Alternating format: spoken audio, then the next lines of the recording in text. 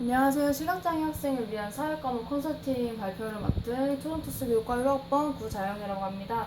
먼저 목표를 소개시켜드리면 첫 번째로 제가 설정한 특수 아동에 대한 정보를 소개시켜드릴 거고요.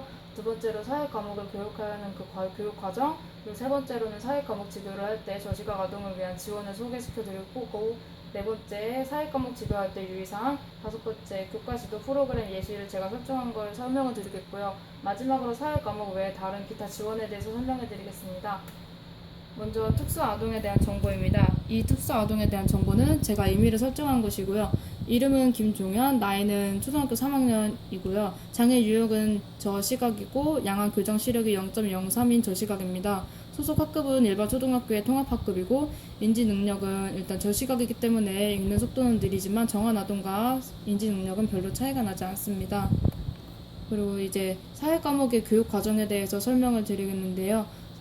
시각장애 아동은 정한 아동의 교육과정과 동일한 교육과정을 밟는 것으로 나와 있습니다. 그리고 사회과목 교육의 목표는 학생이 민주시민에게 필요한 지식, 기능, 가치 및 태도를 갖추고 시민으로서 갖는 권리를 향유하며 시민성을 설명하는 목표가 사회과목의 교육 목표이고요.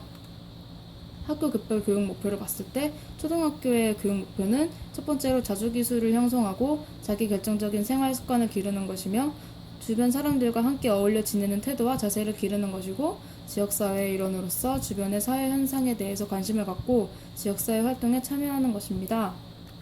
세 번째로 사회과목 지도 시 저시각 아동을 위한 지원에 대해서 설명해 드리겠습니다. 우선 사회과목 지도를 할 때 교과서에는 가장 많이 나오는 것이 글인데요. 글은 점자로 변환하거나 확대 문자로 확대를 할 수 있고 전자 도전을 다운로드 받아서 컴퓨터 프로그램을 통해서 음성으로 출력을 하거나 아니면 컴퓨터 프로그램 혹은 다른 확대 기구를 통해서 확대를 하고 그것을 점자로 출력할 수도 있습니다. 그리고 광화 보조기구를 사용하여서 음성으로 출력하고 확대하고 점자로 출력하는 방법도 사용할 수 있습니다. 그리고 사회과목이다 보니까 지도나 그래프, 사진, 도표 등의 그래픽이 많이 사용되는데요. 이런 경우는 그래픽을 확대하거나 색 대비를 확실하게 하여서 잔존 시력을 활용할 수 있게 하고 손으로 볼 수 있는 그래픽 자료를 제공, 즉 촉각으로 만질 수 있는 그래픽 자료를 제공하고 말로 읽어주거나 점자로 적음으로써 청각이나 촉각으로 이런 자료들을 이해할 수 있도록 하는 것이 중요합니다. 그리고 요즘 3D 프린터가 개발이 되어서 3D 프린터로 만질 수 있는 것들은 그렇게 만들어서 촉각적으로 느낄 수 있게 하는 것이 좋습니다. 네 번째로 사회과목 지도시 유의사항인데요. 그래픽 지도를 제공할 때 유의할 점은 아주 복잡한 그래픽이 있을 경우 이것까지 제시할 필요가 있는지 교사가 한번 생각해 봐야 하고요. 시각 외 다른 감각을 사용할 때 그것을 읽고 이해하는 데 시간이 오래 걸리기 때문에 그런 것들을 다 유의하여야 합니다. 다섯 번째로 교과지도 프로그램 예시를 하나 설정하여서 설명해 드리려고 하는데요. 만약에 제가 아동이가 가르칠 내용이 아동의 경험과 관련된 지역사회 예절 배우기라면 첫 번째 영역은 초등학교 사회과목 4단원 예의 바른 생활로 잡았고요.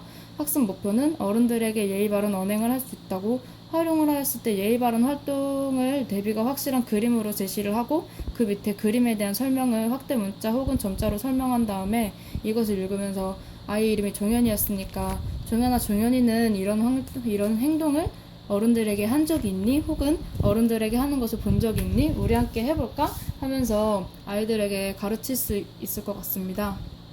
그리고 그림 예시인데요. 왼쪽 그림은 대비가 확실하지 않은 엄청 탁한 그림이고 오른쪽 그림은 대비가 확실한 그림입니다. 저시각 아동은 시력이 좋지 않기 때문에 왼쪽같이 대비가 확실하지 않은 그림을 제공하였을 때보다 오른쪽같이 대비가 확실한 그림을 제공하였을 때 더 시각적으로 얻는 효과가 크고 더 이해할 수 있는 영역이 많아지니까 대비가 확실한 그림을 사용하는 것이 좋습니다. 여섯 번째로 사회과목 외에 지원에 대해서 설명해 드리겠습니다. 첫 번째로 자리 배치는 창가 쪽보다 복도 쪽이 더 좋은데요. 그 이유는 창가 쪽에서 들어오는 자외선이 아동의 학습을 방해하기 때문에 창가보다는 복도 쪽에 배치하는 것이 좋고요. 비상구와 가까운 자리에 있는 것이 좋고 교사의 손에 바로 닿는 곳이면 아이에게 문제가 생겼을 때 교사가 바로 제지를 하거나 도움을 줄 수 있기 때문에 교사의 손이 바로 닿는 곳, 예를 들면 맨 앞자리가 좋겠습니다. 그리고 조명은 모든 교실의 조명을 같은 조도로 설정하여서 아동이 교실에 잘 적응할 수 있는 적응력을 기를 수 있게 해주는 것이 좋고요.